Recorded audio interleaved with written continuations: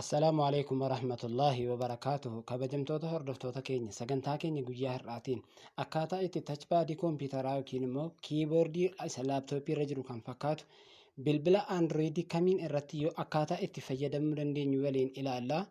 Egaan teknoolojii yeroo ammaa kana bifa adda addaatiin babal'achuudhaan sadarkaa laaptooppii yookiin immoo smaartifooniidhaan wal fakkeessanii akkaataa itti akka kompiitaraatti fayyadamuu dandeenyu nutti agarsiisa.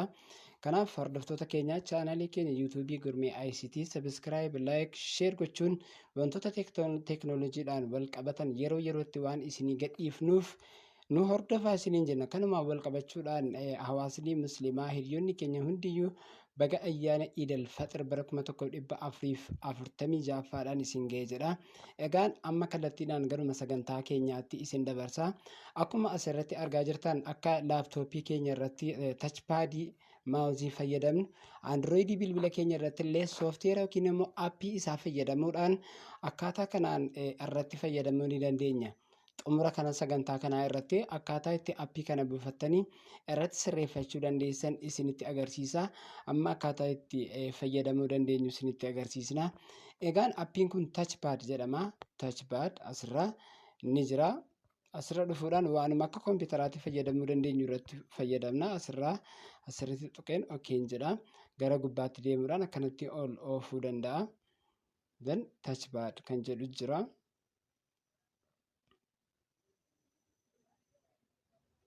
Egaan kun touchpad kan jedhu kun aappii kanadha jechuudha. Aappii kana argaa jirtu yoo ta'e isee kanadha jechuudha. Aappiin kun argaa jirtu yoo ta'e touchpadii kanadha kan aappii kan eessaa amma akka argachuu dandeessan xumura kanarratti isinitti agarsiisa.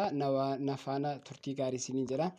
Egaan aappii kana fakkeenyaaf gubbaa kanarratti gama bitaarraan argaa jirtu yoo ta'e kun xiyya bakki itti xiyyi jiru kun quba namaa kan fakkaatu irra jirti.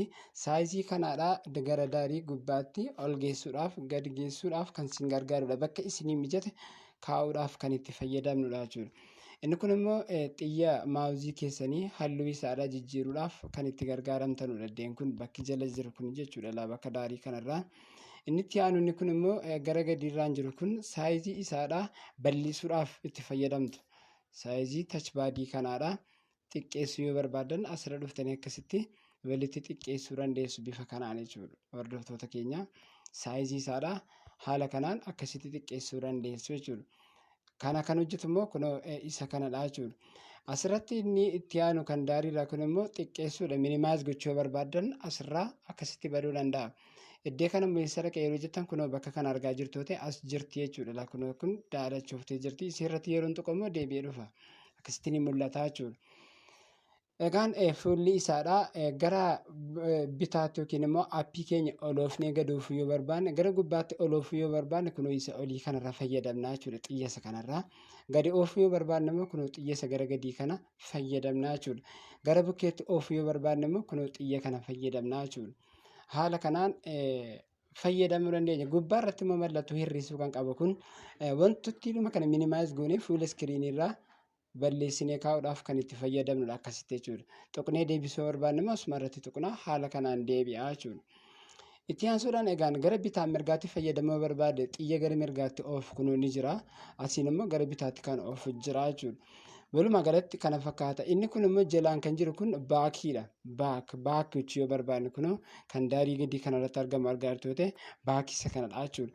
Inni walakkaarra jiru immoo okeedha. Okeen kan jennu kun isa kanadha jechuudha. Gara gadiirra maawuzii keenyarra kan jiru.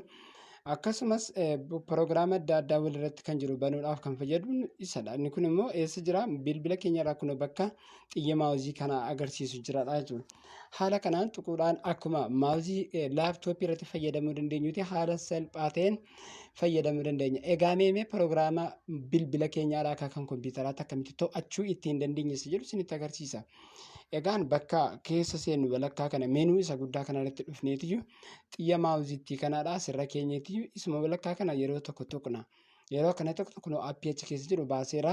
Sana booda maal goona xiyya isa gara oliitti ol oofuun akkasitti tuqna argaa jirtu ta'e ol oofa. Baay'ee fixanatii qabasii namatti tolas jechuudha. Qas jedhee oofaa jechuudha. Gara gadiitti oofuu barbaanne immoo kun haala kanaan oofuu dandeenya jechuudha bifa kanaan. haala kanaan itti fayyadamuu dandeenya. Okay jennee yeroo balleessinu immoo iseedhuma walakkaa kana asirraa yeroo balleessinu ni badaa jechuudha.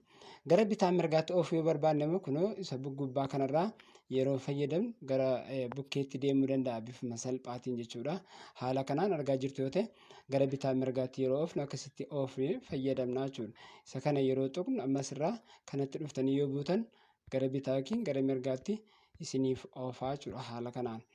Egaan hordoftoota keenya appiin kun appii baay'ee nama ajaa'iba waan ta'eef appii baay'ee itti fayyadamuuf murteessaadha. Akkasuma immoo piroogiraama adda addaa kan gubbaarraa gara gadiitti illee akkana gadi banuu ni dandeenya. Harkaan kunoo asirraa akkanatti isa gadi banu kanallee wantuma kana fayyadamnee xiyya maawuzii gubbaa kana goonee kaaneetiyyuu isa gara gadii kana yeroo tuqnu isee gadii kana yeroo tuqnu fidee maal godha gadi baasaa jechuudha. Olummoo akka deebi'u gochuudhaaf isee kana dhufnee tuqanna yeroo tokko. Akkasitti yeroo tuqannu ol deebisaa gara oliitti jechuudha. Egaan wama hundayyuu bilbila keenya irratti haala kanaan fayyadamuu ni dandeenya bifa salphaa ta'een jechuudha. Tooftaa kompiitaraa fakkeessinee irratti hojjechuu ni dandeenya jechuudha. Egaan hordoftoota keenya appii kana akka fayyadamtan abdii ni qabna jechuudha. Appii wanta hunda baay'ee salphisuu danda'udha. Kanaaf appii kana kan argachuu dandeessan immoo amma isinittiin agarsiisa. Kallattumaan na hordofaa isiniin jedha. Kallattiidhumaan pileestoorii dhaqxanii bantu. Pileestoorii dhaqnee bannaa. Pileestoorii dhaqnee bannaa. Egaan pileestoorii keessa erga seennee booda pileestoorii argaa jirtu yoo ta'e kunuuti pileestooriin pileestoorii irratti yeroo tokko gadi tuqannaa. Asirraa touch pad jettaniitii akkasitti barreessitu kun akka tasaa carraan barreessitiin jira. Asirratti akkasitti tuqxaniitii search gootu jechuudha. Kallattiidhaan amma bilbila kee daataa waan fixeef malee kallattiidhaan touch pad mobile jettanii jennaan bilbila keessan irratti kallattiidhumaa isiniif fida. Install gochuudhaan appii keessan haala kanaan open gootanii wanna kana irratti baafatanii fayyadamuu dandeessu jechuudha bifa salphaatiin hordoftoota keenya.